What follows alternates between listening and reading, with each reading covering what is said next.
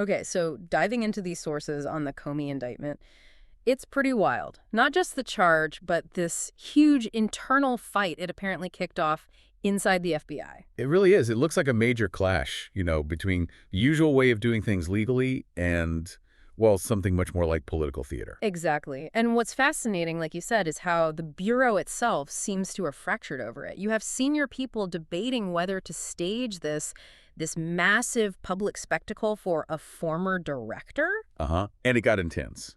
So intense that it apparently led to someone, a supervisor, facing serious discipline for refusing to go along. Right. So that's our mission today, essentially. We need to unpack these charges against James Comey, the former FBI director. Perjury and obstruction of Congress.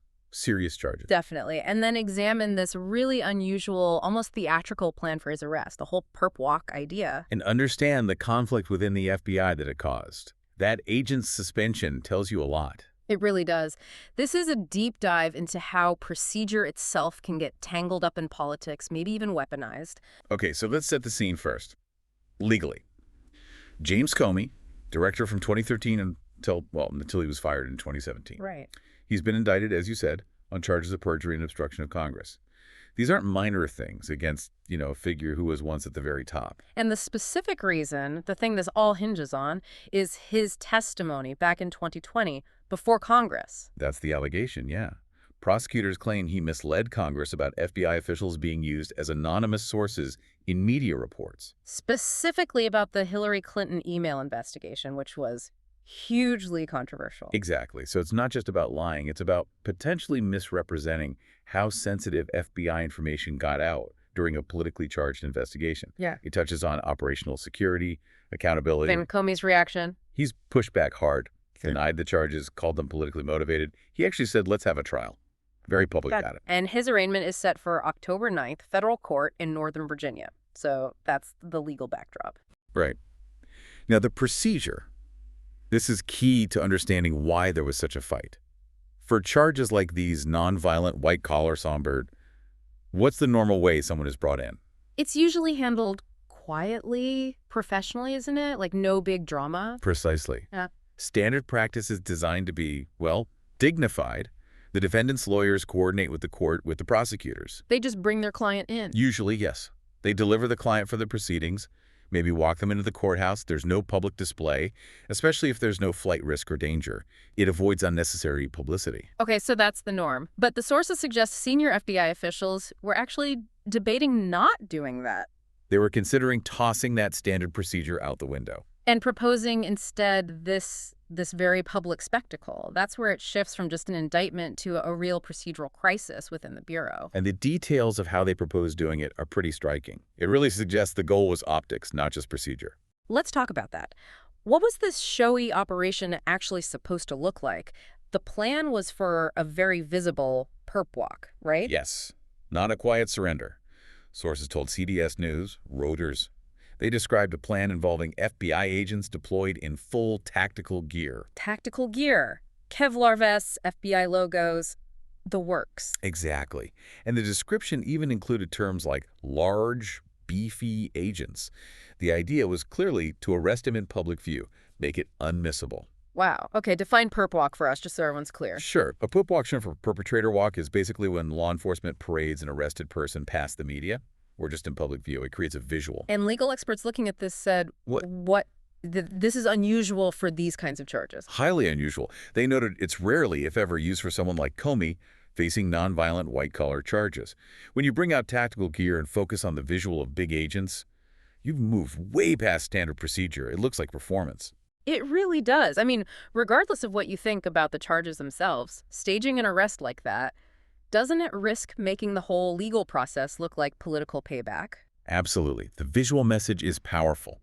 Using that kind of imagery against a white-collar defendant sends a message that goes way beyond the actual legal case. And that seems to be why it caused such a firestorm internally. This push for optics over protocol apparently led to a serious breakdown. A really surprising one. Sources revealed that a supervisory agent, someone in the Washington field office, actually objected. refused to participate. Confused. Why? They apparently cited the unusual nature of it, the theatrics, said they wouldn't wear the Kevlar, wouldn't be part of what they saw as a staged production, just to humiliate Comey rather than, process him safely. That's a brave stance to take within the FBI hierarchy. Incredibly brave. Yeah.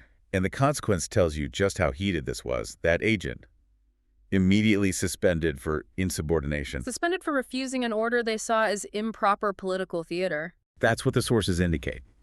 It's not just a slap on the wrist. Suspension for insubordination is serious. It sends a message. Performance might trump protocol. That's a real cost to the institution itself when an experienced agent is sidelined for sticking to procedure. That suspension feels like a real line being crossed, doesn't it? Where refusing an order based on sort of procedural integrity gets you punished. It shows how deep the disagreement must have run. And this concern wasn't just inside the FBI. This proposed perp walk idea got immediate pushback from all sorts of people across the political spectrum. Which is telling, right? When people who usually disagree suddenly find common ground on something. It means something's likely off. Legal experts quickly argued that this kind of dramatic, unnecessary tactic seriously undermines the presumption of innocence. And more broadly, it risks making federal law enforcement look like a political tool used for public shaming or settling scores. We even saw George Conway, a conservative lawyer who's often been very critical of Comey. He publicly questioned the charges themselves, suggesting the whole thing seemed tainted by politics because of how they were handling it. So when critics on both sides are worried more about the process than the person involved? The tactics are questionable. The spectacle starts to overshadow the substance. Okay, so with all this internal drama, the agent's suspension, the public criticism, the FBI Director, Kash Patel, he had to respond, right? He couldn't really avoid it. Patel, who was appointed by President Trump earlier this year, he defended the Bureau's approach. Said agents were just prepping for a high-profile situation. But his defense didn't exactly lower the temperature, did it? Not at all. He actually went directly after the media reporting on the internal dispute. He hit back hard at MSNBC, specifically. Using some pretty strong language for an FBI director. Extremely strong. He went on social media, called the network an ass-clown factory of disinformation. Wow. And he didn't stop there. He accused MSNBC of hypocrisy, pointing to their past coverage of arrests involving Trump allies. So he framed the FBI's actions as part of this ongoing political battle, defending it based on political equivalence rather than just procedural necessity. So connecting the dots here, this whole fight over the arrest procedure, it's really just the latest round in that long, bitter feud between Trump and Comey, isn't it? It seems deeply intertwined, yes. This indictment, and especially the debate over how to arrest him, feels like a major escalation of that hostility. Stemming from Trump's constant attacks on Comey over the Russia investigation back in 2016. Exactly. And his allies have pushed for years for investigations or prosecutions of officials they felt undermined Trump. This whole situation is just soaked in years of political animosity, and now it's playing out inside the FBI's own operational planning. It's like the political grudge match is influencing the actual rule book for arrests. It's also interesting who isn't talking. Right. Amidst all this back and forth, the Justice Department under AG Pam Bondi now and Comey's own lawyer have both declined to comment publicly on the internal FBI fight. Which maybe suggests they want to keep the focus on the legal case itself, not get drawn into the fight over the optics of the arrest. That could be it. Their silence is noticeable. It suggests they recognize that weighing in on the internal procedural site might just validate the idea that this is more about theater than law. They stick to the legal arguments, while FBI leadership seems engaged in the battle over the public perception. So where does that leave things now? Is this public arrest, this perp walk still on the table? It's unclear. Sources say FBI leadership is still weighing options as that October 9th arraignment date approaches. Right. We don't know yet if they'll go through with the dramatic public arrest or if maybe cooler heads or standard procedure will prevail in the end. The stakes feel incredibly high, though, not just for Comey, but for the FBI's image and integrity. So wrapping this up, what's the key takeaway for you, the listener? The heart of this is this really stark tension between following standard, objective legal procedures, the rule of law, and what looks like a push for political payback using the power and visuals of federal law enforcement. And that agent's suspension for insubordination, that's the concrete example, the institutional cost of this fight. It's where the line between policing and political performance was drawn, and someone paid a price for refusing to step over it. It really brings it home. And it leaves us with a question, something for you to think about. When you see federal law enforcement tactics, things like tactical gear, public arrests, which are supposed to be about safety or necessity, possibly being used just for optics, just to settle old scores, what does that do to the agency's credibility? Does it risk eroding public trust in the long run? Exactly. Is this whole debate around James Comey just about one specific high-profile person? Or is it maybe a warning sign about the potential for the federal legal process itself to be, well, weaponized for public spectacle? Something to consider.